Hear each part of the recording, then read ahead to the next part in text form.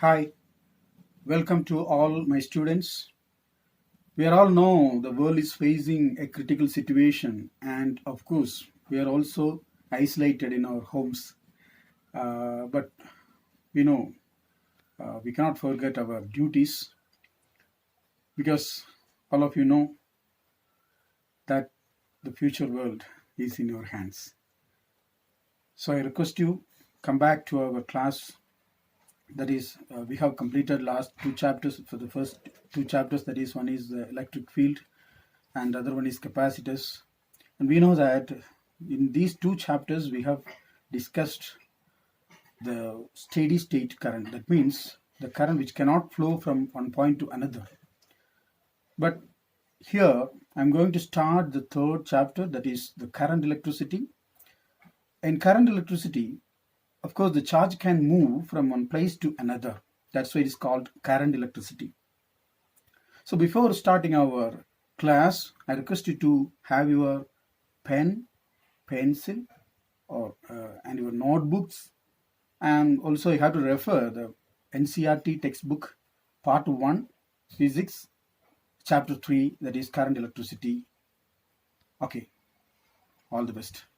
Let us start. Welcome. This is physics part 1. As I told you, chapter 3, current electricity. The chapter has 16 topics, and I have divided for our today's discussion. I have divided the chapter into two, that is 1 to 12 and 13 to 16.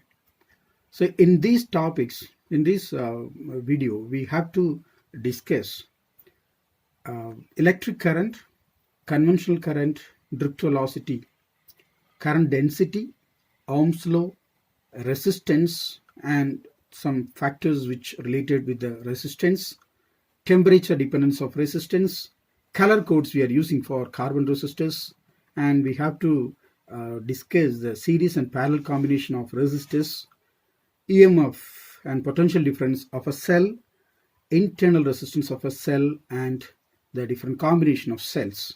Okay, we can start with the electric current.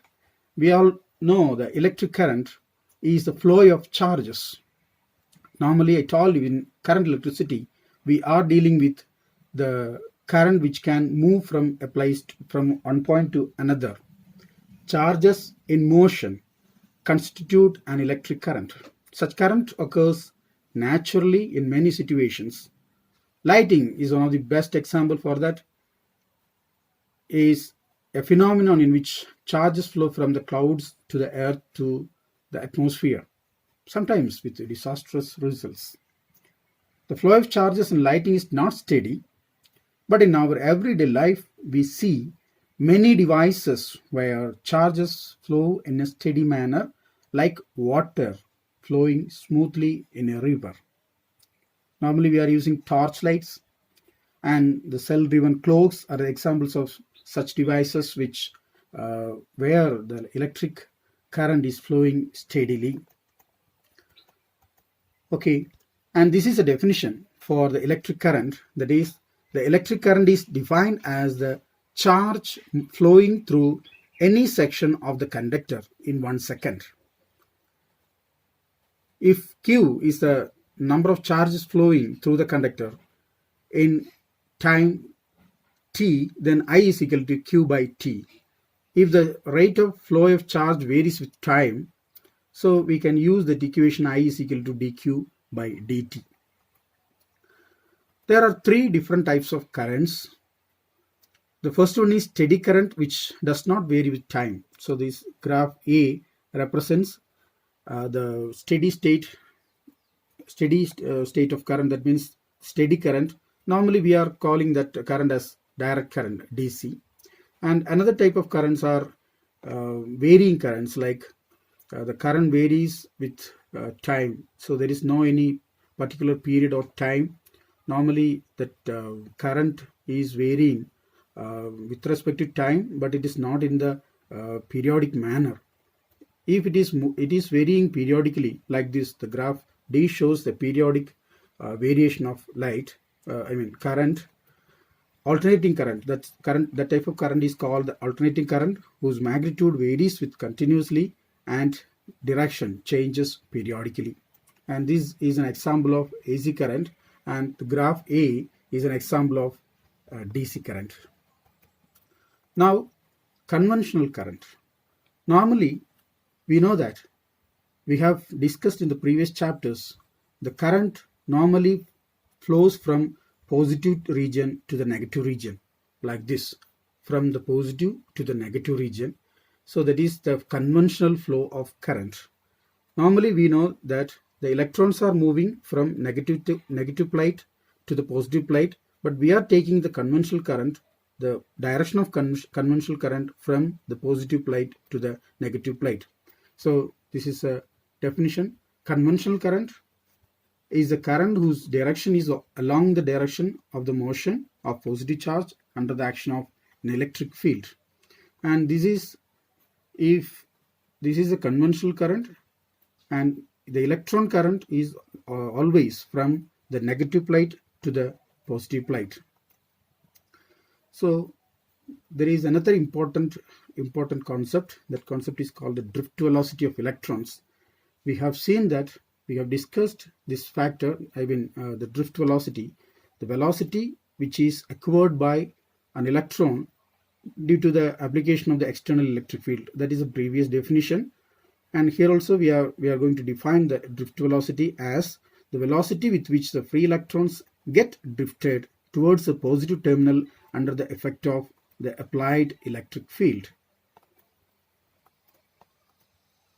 Now you consider a conductor having area of cross section A, which is subjected to an electric field E, and that is a vector quantity. We know that normally the electrons are moving from the negative to the positive side, and the conventional current flows from the positive to the negative side.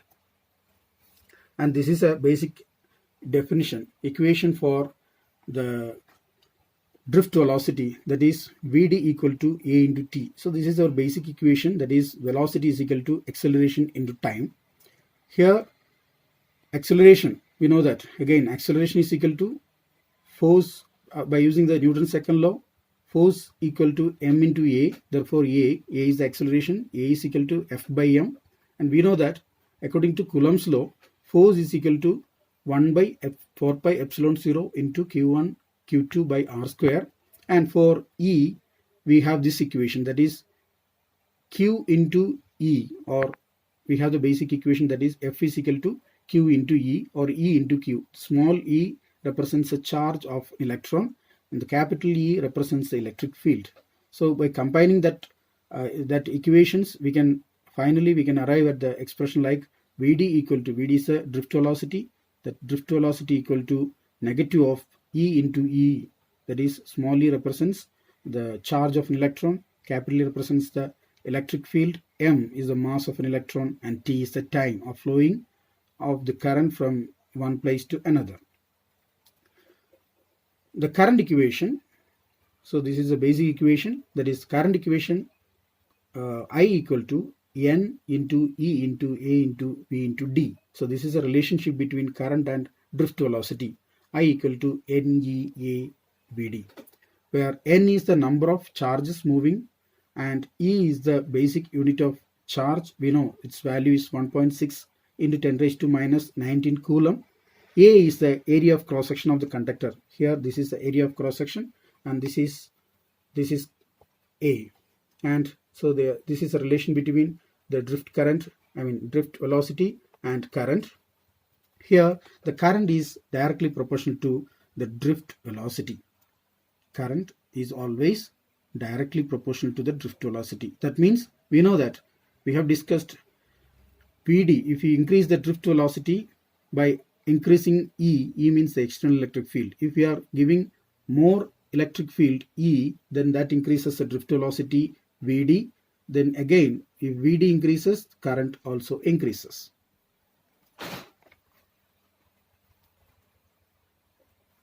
Okay. So next, that is the current density. Current density at a point within a conductor is the current through a unit area of the conductor around that point, provided the area is perpendicular to the direction of flow of current at that point. So this is the definition for the current density. So this factor is very important because current density J equal to, normally we are using letter J for representing the current density. That is, current density J equal to I by A. Its unit is now ampere per meter square. So that is a unit for the current density, ampere per meter square. Again, by substituting the current equation, that is I is equal to NEAVD, so we can arrive at the equation J equal to NEVD like this.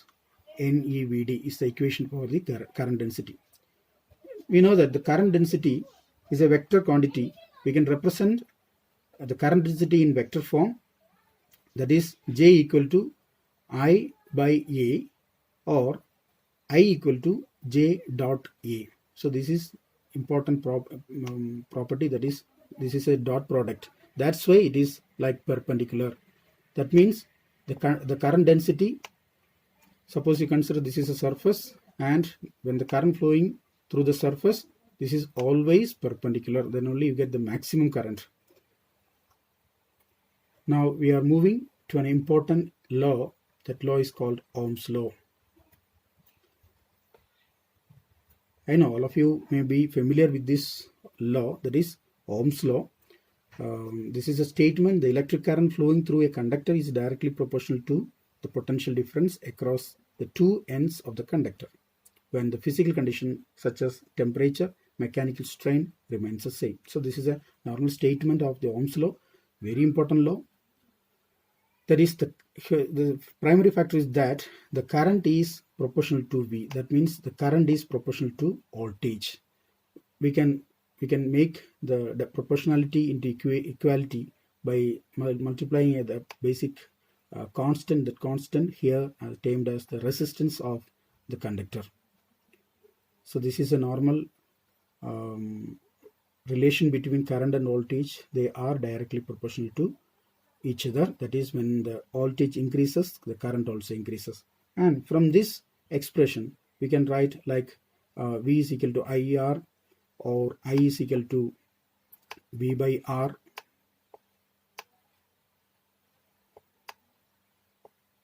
So this is another equation, that is V, and the relation between V and R, I can be written like this, that is I equal to V by R. That means when the resistance increases, so current and resistance are inversely proportional.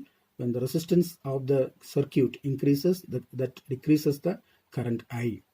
Similarly, here also, when the current increases, voltage also increases. Okay, so these are the basic equations related with the Ohm's law.